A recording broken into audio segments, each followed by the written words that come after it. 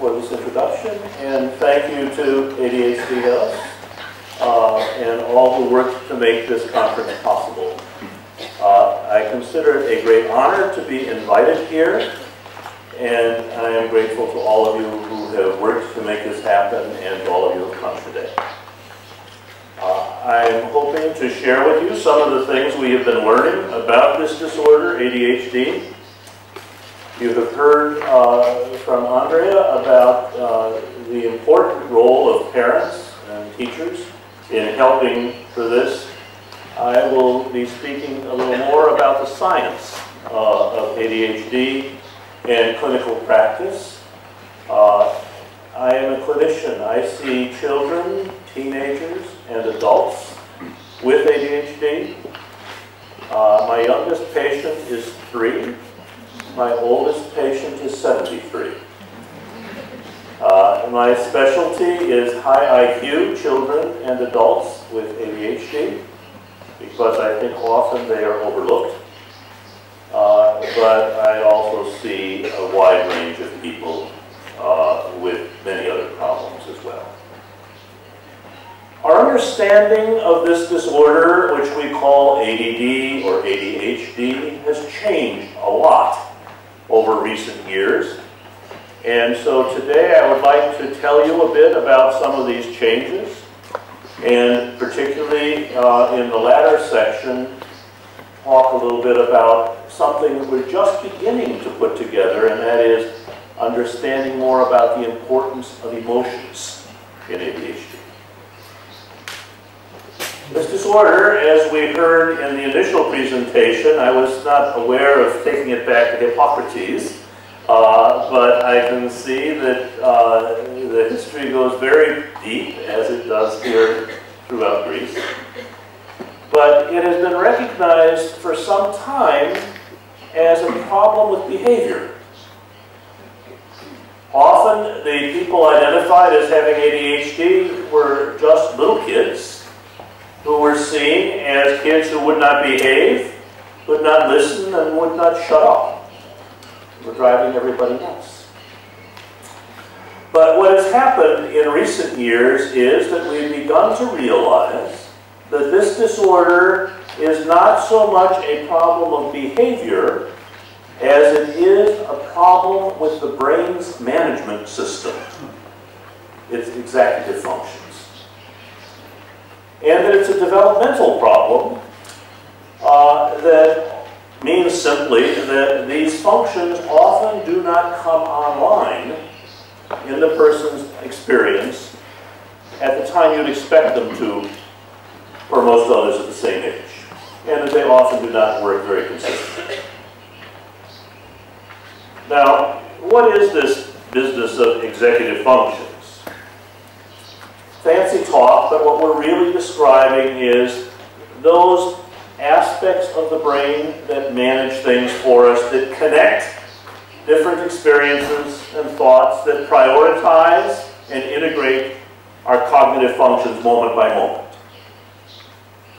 The metaphor that I use for thinking about this is if you picture a symphony orchestra where all the musicians who play in this orchestra are very good at playing their instruments, regardless of how good they may be, if you do not have a good conductor who can get each to play his or her specific part in the same piece at the same time, and who can keep them on time and bring in the strings and fade out the strings, pull in the timpani and bring in the brass, if you do not have a good conductor for a symphony orchestra, you don't get very good music out of the symphony.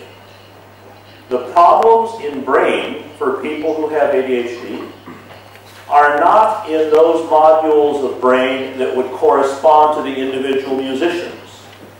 Those work perfectly well as long as that person is doing something in which they have strong personal interest, or they feel they have a gun to their head and something very unpleasant will happen quickly if they don't take care of this right here, right now. Under those two conditions, no problems.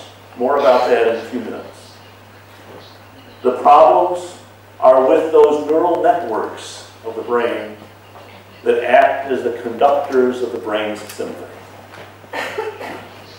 One of our neuropsychologists has said, executive functions are those things that address the question of, will you do it?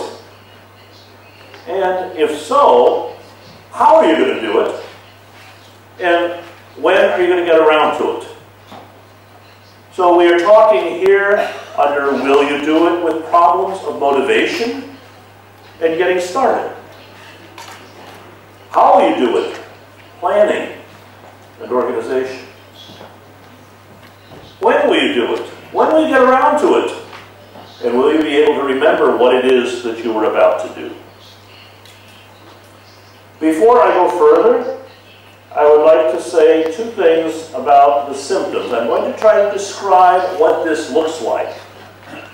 But first, it's important to know, one, this is a dimensional disorder. When you look at the list of characteristics of ADHD, these are characteristics, problems that all of us have sometimes. The difference with people who have ADHD is they have much more trouble with these functions than most others of the same age. So in that sense, this is not an all or nothing matter like pregnancy, where either you are pregnant or you are not pregnant, and there is nothing in between. It is more like depression. All people feel sad or unhappy from time to time, but just because somebody is feeling sad or unhappy for a day or two, we do not diagnose them as being clinically depressed. It's only when those depressive symptoms are persistent and making a lot of trouble for them that we say, yes, that's a depression, we should do something about it. Perhaps the most difficult problem that many people have in understanding ADHD is this second bullet. The situational variability of the symptoms. And by that, I'm simply describing something that I have seen in every patient. I have seen thousands of patients with ADHD. Every single one of them, young or old, has had a few things they could do where they had absolutely no trouble with those functions that they have much trouble with in many other things. Let me give you an example. A 16-year-old boy was brought into my office by his parents, and he was the goaltender for his school's ice hockey team. And it just happened that the day before coming to this appointment, his team had won the state championship in ice hockey. And so as the parents began to talk with me, they began by talking how proud they were about this boy who was a very, very good goalie. When he was in the net playing hockey, he missed nothing. He knew where the puck was every second of a fast game. Totally on top of it.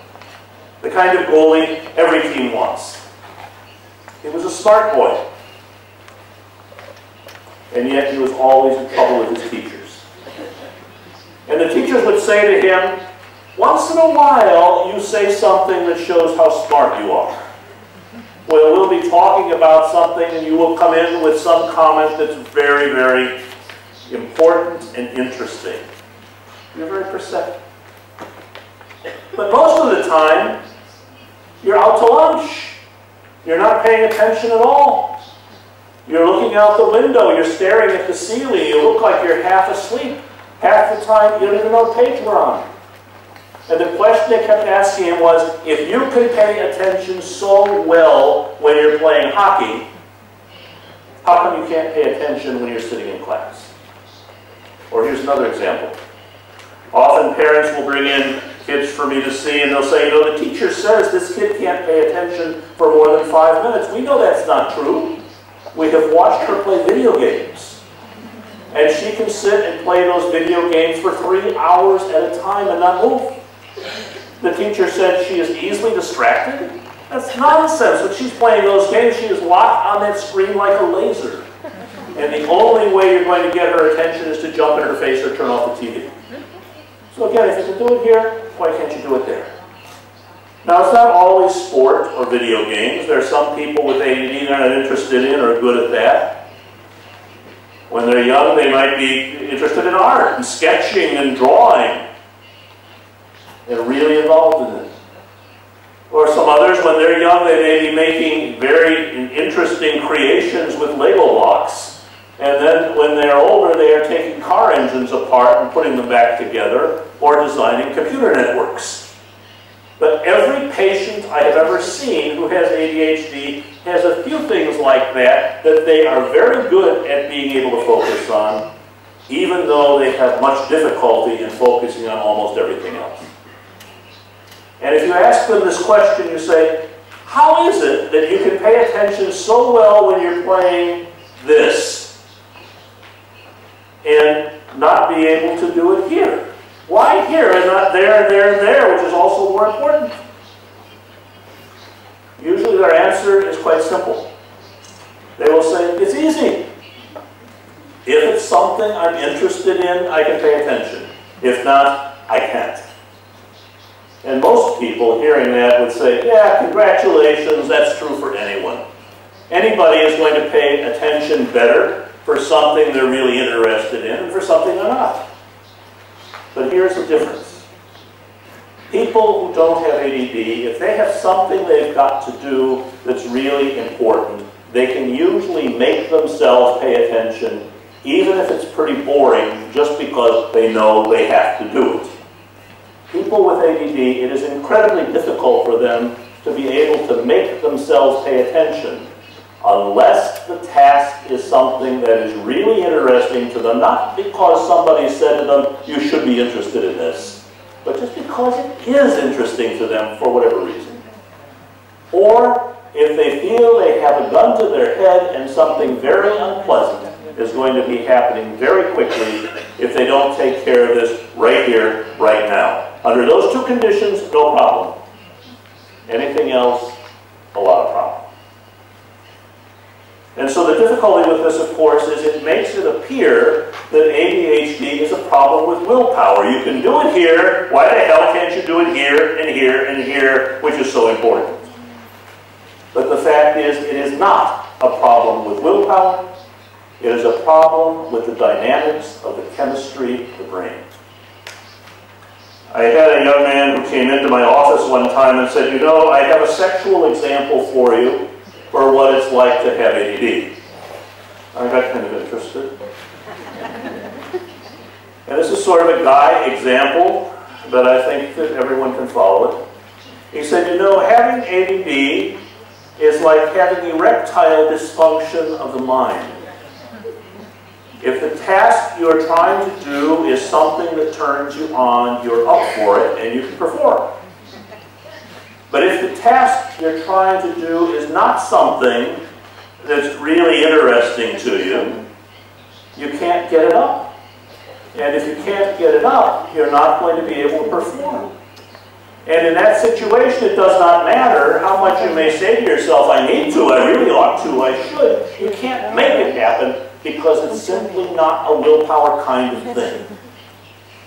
And that's one of the biggest problems we have in people understanding this disorder. The patients themselves, their families, often their doctors, their teachers. Look at this and you can do it here, why can't you do it there? It looks like you're just not trying enough. When in fact, it's a problem with the dynamics of the chemistry of the brain. Over the last 2 decades, I have been trying to learn about ADHD by talking with people who have it and listening carefully to what they can tell me about their experience. And out of that has come the model that you see here on this slide. Let me say just a few things about the model, and then I'm going to talk and give some examples of what each of these is referring to. First, you see that there are these words: activation, focus, effort, emotion, memory, and action. This may make it seem as though these are very simple unitary things where it's all one thing, like height or weight or blood pressure. No, that's you might better think of these as baskets of related cognitive functions. Second thing, most of the things that we do which require executive function, where we have to get ourselves to management and we are not going step by step following someone else's directions, involve not just one or two of these, but often dynamic interaction of many of them. Third point, still not recognized in a lot of the technical literature, is for the most part these happen unconsciously. And I don't mean unconscious here in the psychoanalytic sense of repression. I'm talking about the more modern sense of automaticity. Think, for example, about a player who is playing basketball, who is dribbling the ball up toward the goal to try to make a layup shot. That player is not saying, now I move my left foot forward, now I move my right foot forward, now I drop my shoulder, now I bring my hand up. This is a seamless operation that happens so rapidly that it is not thought about step by step. And that's the way these executive functions operate most of the time. But let's look at these in a more specific way. People with ADHD, whether you're talking about little children or adults, often report that they have difficulty organizing their stuff. The young child is likely to have the messiest desk in his classroom. There may be a mess in the book bag, in the notebooks, and so forth. With the adults, it may be keeping track of the bills and being able to keep track of when they're supposed to be where. But there are some people who don't have any trouble at all with organizing their stuff. But often they will have difficulties in organizing their time. And what they will tell you is, if I have many things to do, they all seem equally important, and it's very difficult for me to look at it and say, this should be first, this should be second, that should be third. But even when they get their priorities straight, which often doesn't happen, they tend to have a lot of difficulties getting started. Clearest example of that I know of is an attorney that I saw one time, and he came in and he said, you know, all my life I've had trouble getting started on my work when I have to work by myself. I don't have any trouble when I'm talking with clients, or I'm working with other attorneys, or working with the secretaries. But when I go into my office and shut the door and I have paperwork to do, I don't get anything done. He said, it's so frustrating because a couple of times a week, I will set aside several hours to do paperwork that I want to get done. I need to get it done because I'm not going to get paid until I get it done. I'm in my office. Nobody is bothering me. The door is shut. The secretary can hold the calls. I have all the stuff right in front of me. I don't touch it. I end up turning on the computer and I'll check my emails. And then I'll send out a couple of notes to people. And then I'll check a couple of news sites to see what's going on in the world. And then mysteriously, this video game appears on my screen, and I'll be doing that for several hours. I go home, at the end of the day, my work is not done.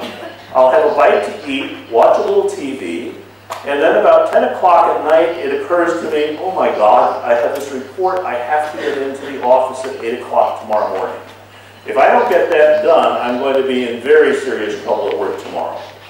And he said, at that point, I have no problem. I can get on my home computer and work very efficiently from 10 o'clock at night until 3 in the morning and produce an excellent report. That's a very difficult way to live.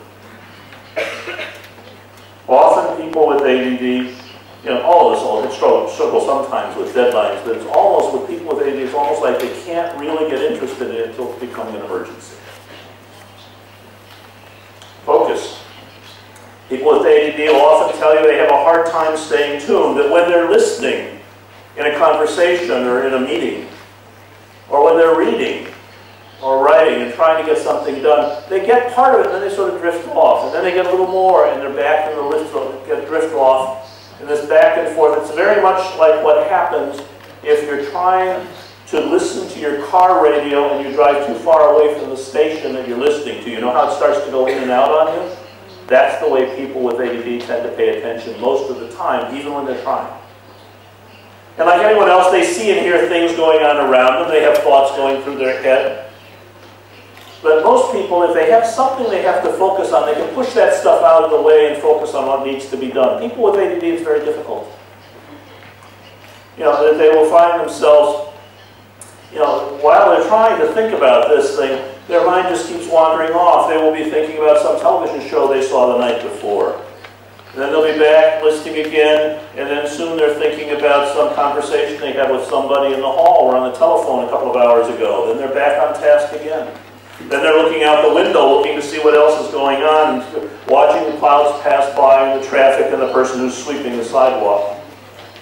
And then they're back focusing again. Then they're thinking about, well, you know, when is this damn thing going to be over? I've got things I want to do. I need to call somebody. And what are we going to have for dinner tonight? And all these things are coming in at one time, and it's almost as though you're watching television and you have 4 different channels all coming in on the same station. And it gets difficult to separate the signal from the noise.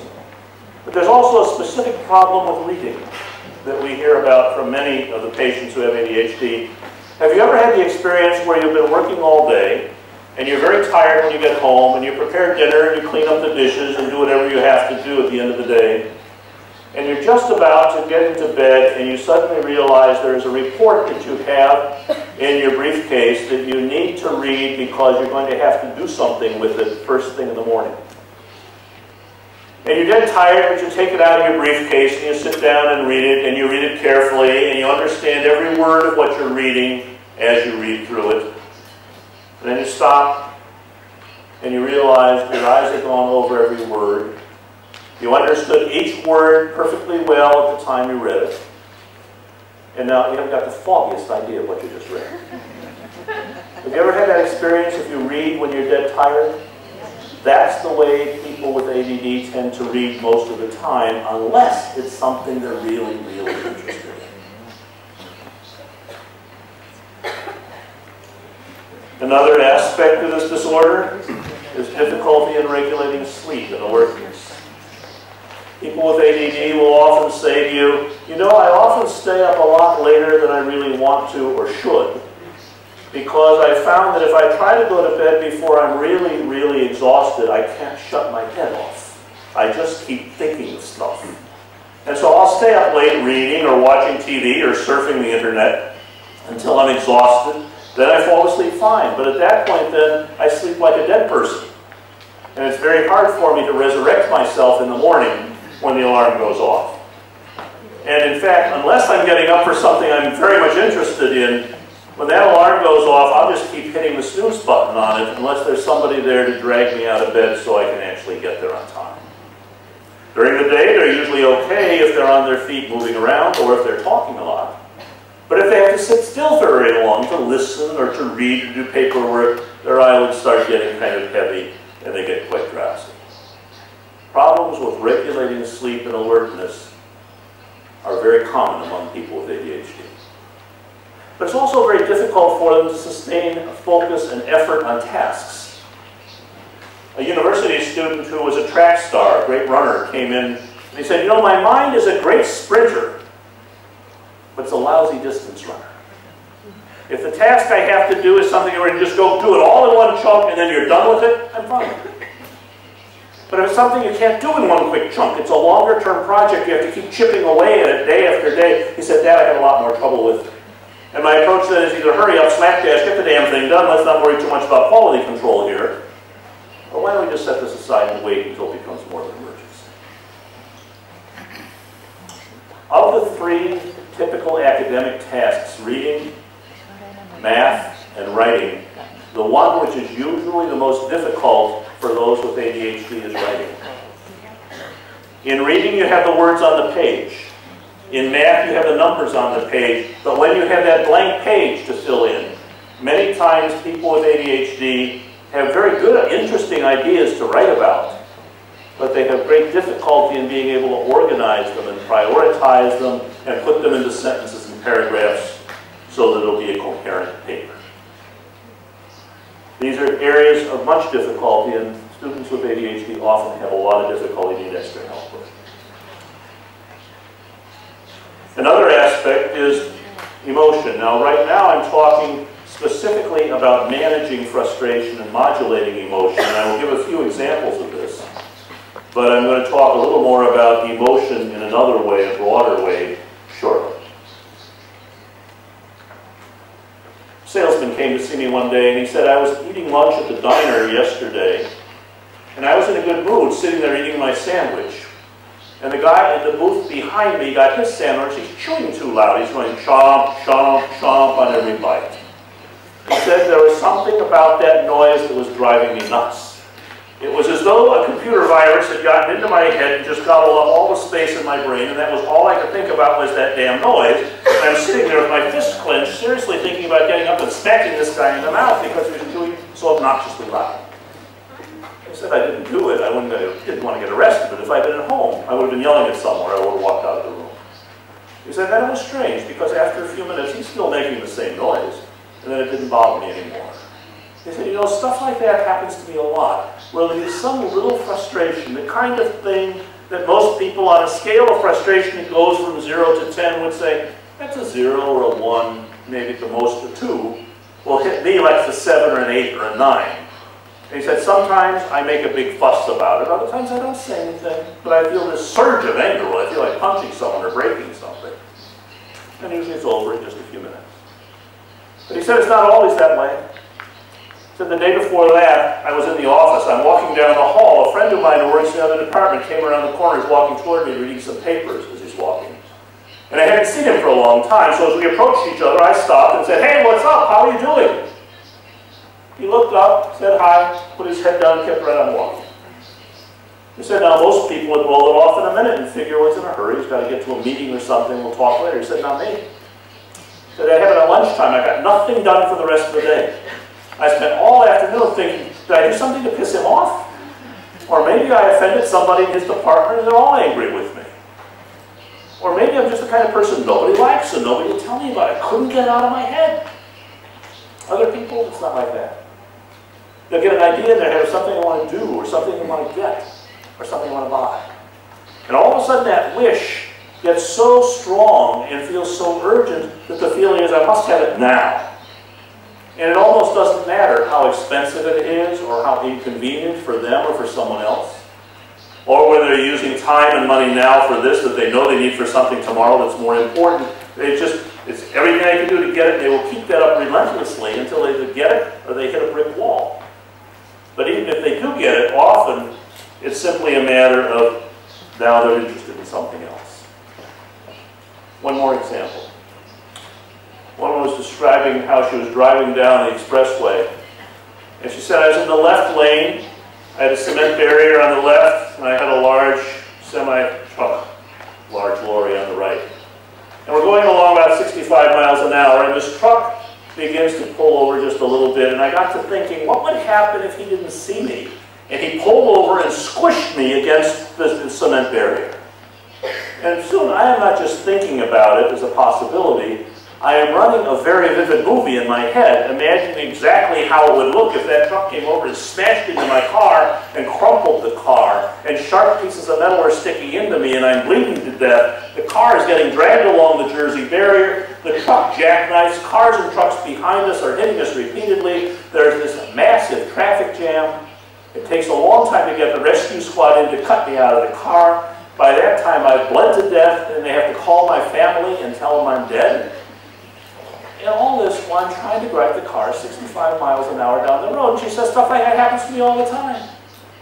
Where basically everything else is going along okay, and I was thinking, what would happen if this happened? Or what would happen if that happened? And pretty soon I'm not just thinking about it, I'm into it. Now, it's not like everybody with ADD has all these things going on, but many will have one or some combination, but what they have in common is that computer virus in the head thing, the emotion, whether it's the hurt feelings or the pissed off, or the, being annoyed about something that's small, or worrying about what ifs, just gobbles up all the space in their mind, and it's very hard for them to put it in the back of their head and move on with what they're going to do. Memory. Ask people who have ADD, how's your memory? And often they say, oh, I have the best memory in my family. I can remember stuff nobody else can remember. And they'll tell you about how they had this memory of the movie that they saw 10 years ago. They've seen it only once, and they can tell you every detail of the entire storyline of that movie that they have seen only once 10 years ago. Or someone else will say, yes, I went to the football game 5 years ago for the championship, and I can tell you about every play they made during that game. Or someone else will say, I have in my head 450 songs that are popular back in the 70s. All the music, all the lyrics, all the verses. But even though they may be very good about remembering some things like that from a long time ago, if you ask them about something that happened just a couple of minutes ago, often they can't tell you. The problem with memory, with ADD, it is not long-term storage memory usually. It's problems with short-term working memory. It's what you depend on, for example, if you call up the telephone information operator to get a phone number and you have to hold it in your head because you have nothing on which to write it. It's the kind of thing that you notice when you walk into another room to get something and you're standing there scratching your head and what the hell you came in here for? It's the sort of thing where you go downstairs to get something you need for a project, see something else that's interesting or something else that needs doing, and soon you're up to your elbows in project number 2, having totally forgotten you're in the middle of project number 1 upstairs. It was kind of important to get it done. Students complain, they'll be in class, teacher asks a question, they raise their hand, they have a good answer for it. Teacher calls on somebody else first, they have to come back then and say, yeah, what were you going to say? It's like all of a sudden, sorry, not only have I forgotten what I was going to say, but would you mind repeating the question again, please?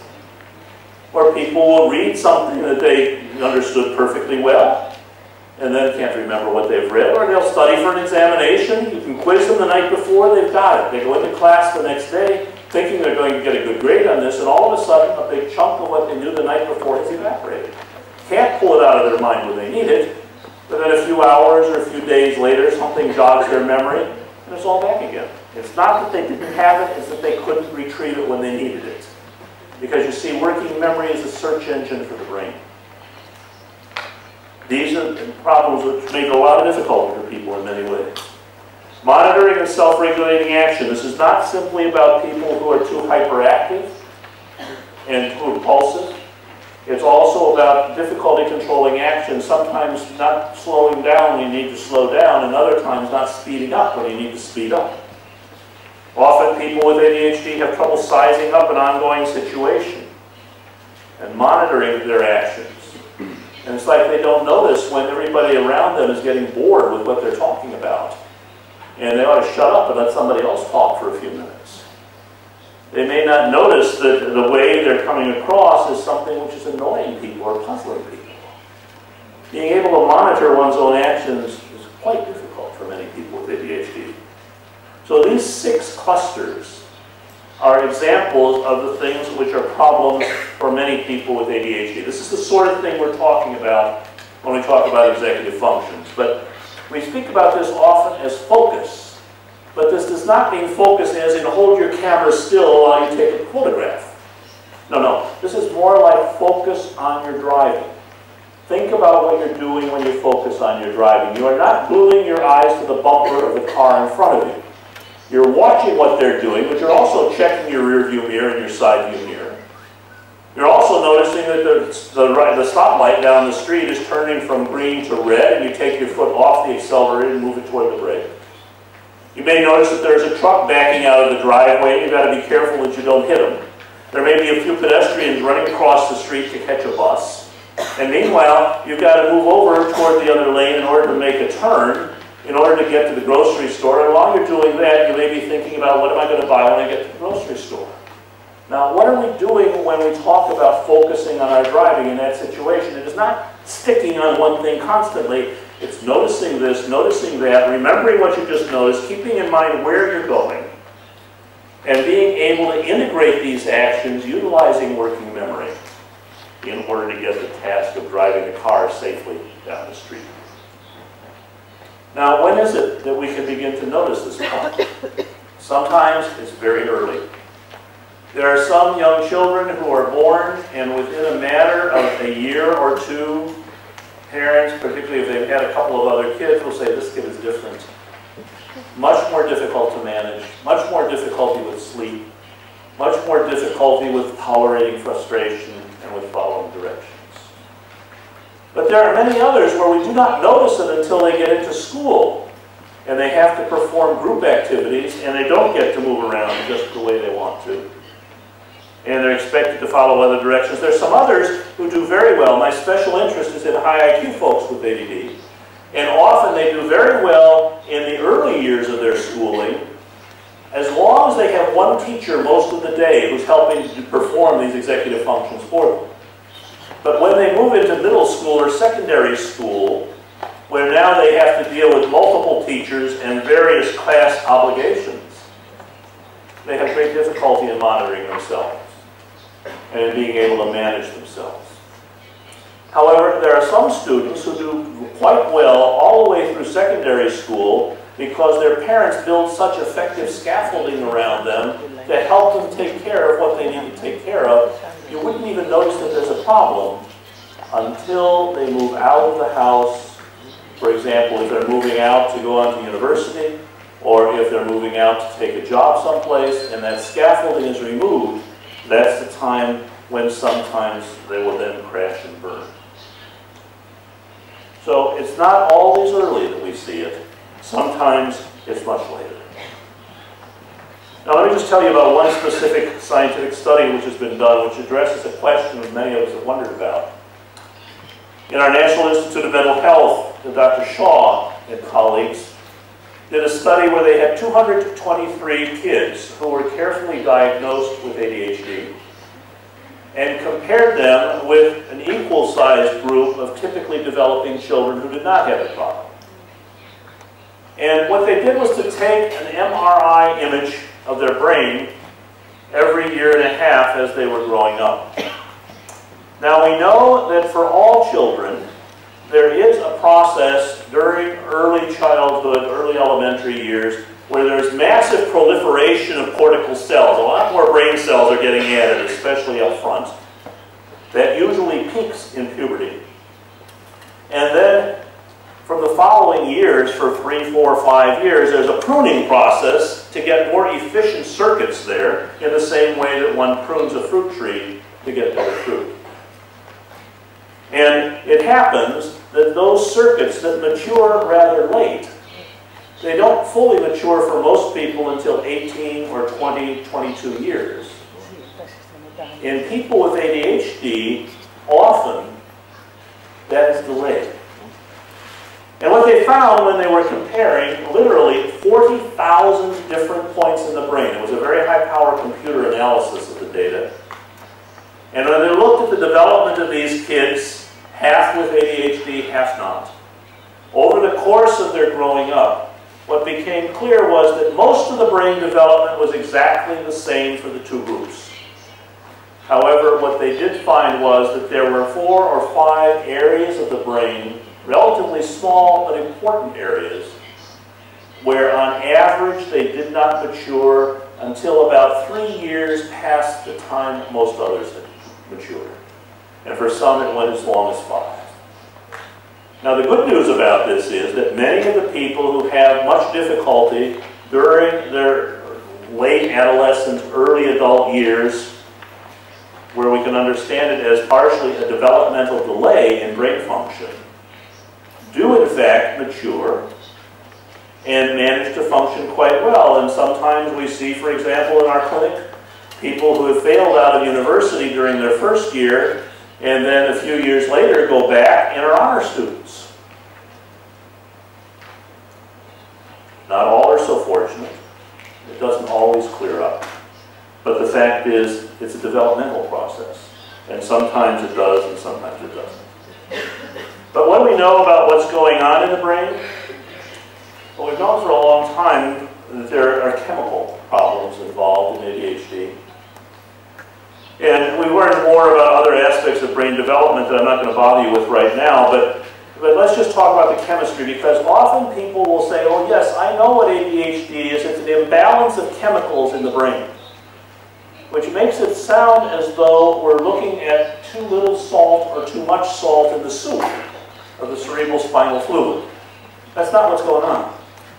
The action where the problem of is in ADHD has to do not with the fluid that surrounds the entire brain, but rather the release and reloading of transmitter chemicals at countless, hundreds of thousands of infinitesimal network junctions, which I'll talk about now for just a moment. Inside the human brain, there are 100 billion neurons. Those are the cells that make up most of the brain tissue. It's hard for most people to imagine a number as big as 100 billion, but here's a way you can do it. Think about pixels. Think about a 17-inch computer or television screen. On that screen, on a 17-inch computer or television screen, you have 200,000 pixels. Now imagine if you went down to Manhattan in New York, the World Trade Center stood before the terrorist attacks.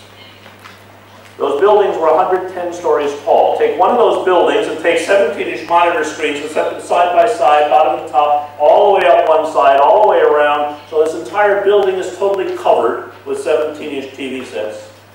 Turn them all on. Add up all those pixels on all those screens on that entire huge building. You would then have enough pixels to correspond to how many neurons each person has in his or her brain. We're talking big numbers here. Okay, and they're all jammed together very tightly, far more than this, which looks like just a thick hedge. But the point that's most important in terms of where it's going on is not this mass, but rather the connections between these individual neurons that look like this. It looks like two mushroom heads butted up against each other. And then there's a space thinner than a piece of tissue paper in between. And in order to do anything, whether you're talking about wiggling your finger, reading some phrases, riding your bike, there's a whole series of electrical impulses that have to travel along these networks to get to various parts of the brain to manage what's going on. The whole thing works on low voltage electrical impulses. And the problem, of course, is these are not connected for anybody. We're not just talking about people with ADHD. We're talking about everybody. These are not directly in contact with each other. And there's some good reasons why they can't be. But let's just talk about how the process works. So you want to do something, do you? You want to wiggle your finger. You want to read a book. You want to say something to somebody. There are many, many of these networks, trillions of them. The electrical impulse comes down, and the way it's going to get across here is that the brain manufactures 50 different chemicals, transmitter chemicals, that are manufactured in the brain, and they're sitting in these little vesicles, these little bubbles right next to the edge. Electrical impulse comes, it causes the release of microdots of those chemicals, which then move across that little gap and hit receptors on the other side. And if there are enough of these receptors that are sat on by these microdots of the transmitter chemical, then the message will go on and zip on to the next side and move to wherever it needs to go. If there's not enough action here, it will fizzle and not much is going to happen.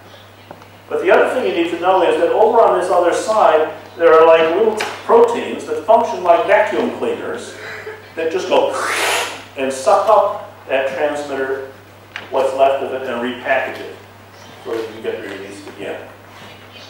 In 1,000th of a second, 1,000th of a second, you can get 12 messages across in the system. This is fast.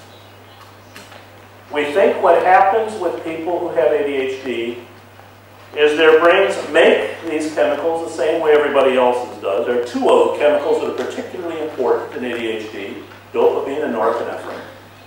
And we think what happens is their brains make these same chemicals the same way everyone else's brain does. They simply do not release and reload them as effectively as other people.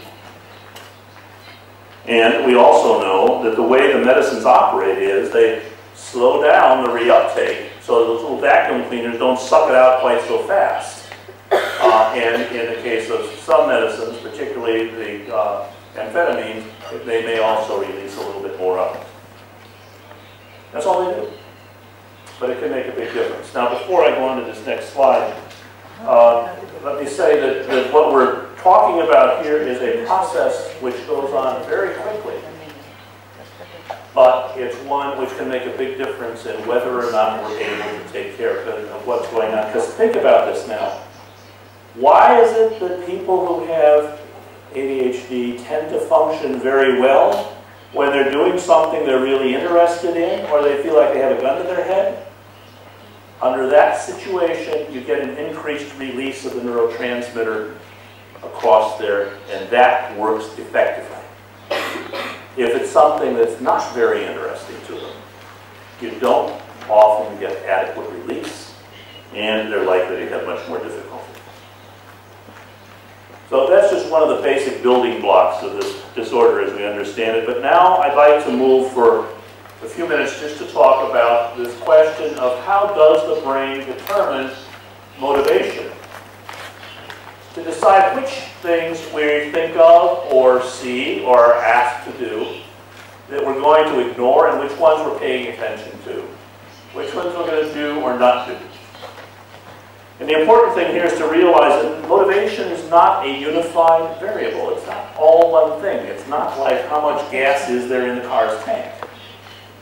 It's more idiosyncratic, different for each individual. And it's more particular to specific tasks and specific settings. The brain has an amazing capacity to be able to size up what's happening now.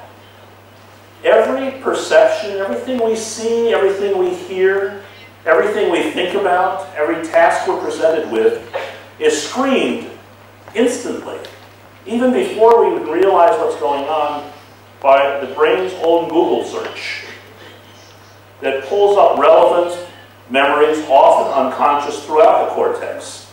And these compete to determine what we're going to move in on, what we're going to avoid, and what we're going to blow off. Let's talk a little bit about how that happens. There is one area of brain which is a particularly important hub. It is not the only hub for processing these things. And it consists of something that's about the size of 2 almonds that sits in the midbrain. It's called the amygdala. And what you're looking at here is not a diagram of where the parts are. It's a schematic of the connection points between the amygdala, and notice the density of these lines which show the various places where the amygdala inputs and outputs to other parts of the brain. At the time that this was published, in 1994, what they were able to determine was that there were 72 different regions in the cortex with which the amygdala had very close connections for 64 of them. Subsequent studies have shown us that there are more than 1,000. This is far more complex than any computer on the planet. And it takes into account context. Where are you and who are you with? That makes a big difference in what emotions are going to be signaled and brought up in different parts of the brain. Let me give you an example.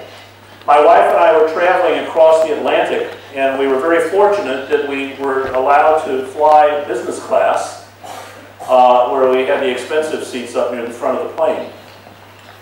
And one of the things, the privileges that goes with that, is that particular airline bakes chocolate chip cookies in the galley.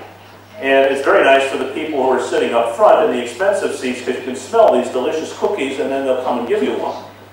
People in the back of the plane smell them and they don't get any cookies. Hardly fair. However, we were flying along, and it was sort of a long flight, and I smelled them baking the cookies and I knew what was coming. But it was at a time when I was trying to lose some weight. You can see I haven't completely succeeded in that, but the fact is that I was taking off a few pounds, and my wife was flying with me, and my wife often functioned as the food police for me. And she would remind me how important it was to eat correctly and not make too much of a pig of myself. And I was thinking, well, damn, I'd like to have one of these cookies. They smell so good.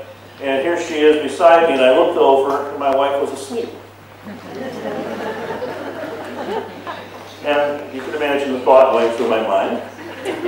And meanwhile, the flight attendant is coming up the aisle with these plates of cookies and saying, would you like a cookie, would you like a cookie? Now, if my wife had been awake, I would have proudly said, thank you very much, I'm on a diet, I'm not able to have it, and I would feel proud of myself. However, I looked again and she was still asleep. And so when I asked, I said, without much deliberation, yes, thank you, I would like to have one, and could you please give me another one for my wife for when she wakes up?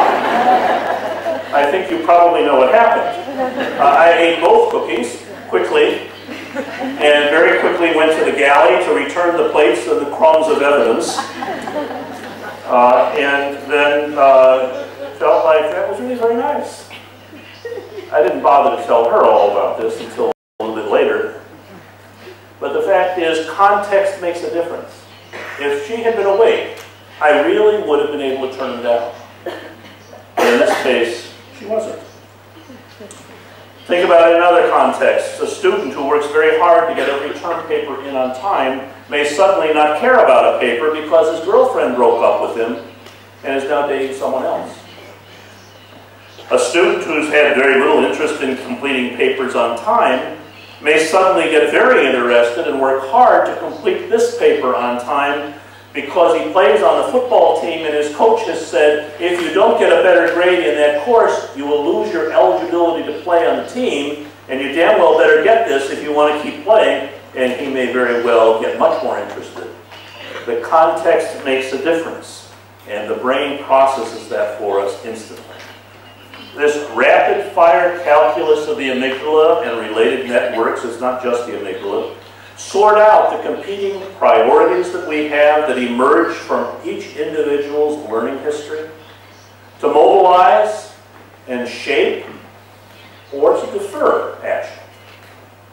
And then the amygdala, centrally located as a hub, sends out to other brain regions not only inquiries about what's this up, which is like the Google search, but also sends out activation, or doesn't, to particular areas of body function and brain, which will determine what we're going to do about it. I'm going to take just a moment to talk about something else which is a bit different. This is a sneak preview of some new research which has been done at our place and at the University of Pennsylvania. For many years I've had women in roughly the age range of 45 to 55 who have come into my office and who've said, you know, I've never had any trouble with ADHD or any of the ADHD problems, but now, recently, I've been having over the last couple of years a lot of trouble. I can't remember things I used to be able to remember. I'm having trouble getting started on projects that I usually could do easily. I'm forgetting about and sort of losing my motivation to continue with these things. And when we asked the questions about what was going on, many of them were all in the same range from 45 to 55 years. What's going on around 45 to 55 years? Menopause. What's happening in menopause? Estrogen levels drop. Why is estrogen important in ADHD? Estrogen is one of the primary modulators for the release of dopamine in the brain, which is one of the primary neurotransmitters. This is for females. One of the primary neurotransmitters. And so we did a study because I was seeing a number of women who were coming in and saying, you know, I haven't had ADHD before, but either I've got it now, having just started with it in midlife, or I may be having early onset dementia, Alzheimer's. And what we found was typically they did not have any early onset dementia. They had the midlife onset of a set of symptoms very similar to ADHD, not the full syndrome. And I'm talking now about physicians, professors, attorneys, business executives, high-functioning, well-educated women who suddenly found themselves with difficulties in being able to do it. We did a pilot study on this a few years ago, published it in the journal Menopause, and then did another study which we just completed and we're currently writing up. We presented it at the American Psychiatric Association meeting last May, and it will be, I imagine, published sometime later this year. But I mention it just to give you a preview that the research which is going on at Yale, and this study I collab with one of my collaborators at the University of Pennsylvania, is telling us that there's some other areas of these functions that we're just beginning to learn about. So, how is it that ADHD can affect emotions? Reactions to small frustrations or transient wishes can gobble up all the space, the sort of thing I was talking about a few minutes ago. And there's a problem with the flooding of emotion. I think, for example, of a mother who was saying, you know, I'm worrying about my boys. We have two boys, one 16, one 14. And my husband gets very angry with him sometimes. And she gave us this as an example. She said, every Monday night, we have to pull the trash cans out a long driveway to put it down where they'll be picked up for trash on Tuesday morning. And then on Tuesday nights, my husband always expects that the boys are going to drag the trash cans back up to the garage, up the driveway. But very often the boys forget. And he comes into the house tired at the end of a day of work, frustrated, and calls them immediately to him and stands there and yells at them with his face in their face, saying, you are worthless, you are irresponsible, you are ungrateful, you do not understand the importance of following through on these small things, you are never going to be able to get a decent job, you have to learn how to be able to manage responsibilities. And I'm disgusted with you. We give so much to you, and you don't even give this little bit back of moving these cans. I keep asking you again and again and again and again. You let it not be done. And she said the boys have learned just to sort of take it when he talks that way. And he does apologize later that night or sometime the next day. But she said, I just don't know how it's going to work out for them. Getting that feeling that they're just not ever going to be able to do things right because they've messed up on that particular chore. I understand how he's so angry. But it's like when he gets into that mood, that's all he can think about. The anger floods his brain, and he takes it out on them, and it's like he cannot remember at the same time. These are his kids, and he loves them, and he doesn't want to hurt them, but he does. There are others with ADHD where the problem is not the flooding with emotion so much as it is they can't keep the bigger picture in mind. For example, I'm remembering somebody who was coming in and saying, you know, I had last week this experience where I was up quite late the night before. I brought home some work I needed to get done, and then I had an argument with my partner which went on until the wee hours of the morning. And so when the alarm clock went off, I just did not feel like getting up to go to work. I just pushed the snooze alarm, and I pushed it again and again. And I was about an hour and a half late getting to work.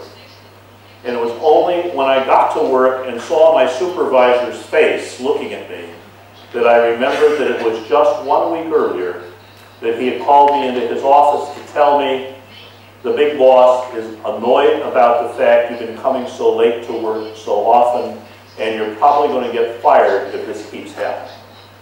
It's like that one additional piece of information was not available to her when she went and turned off the alarm clock.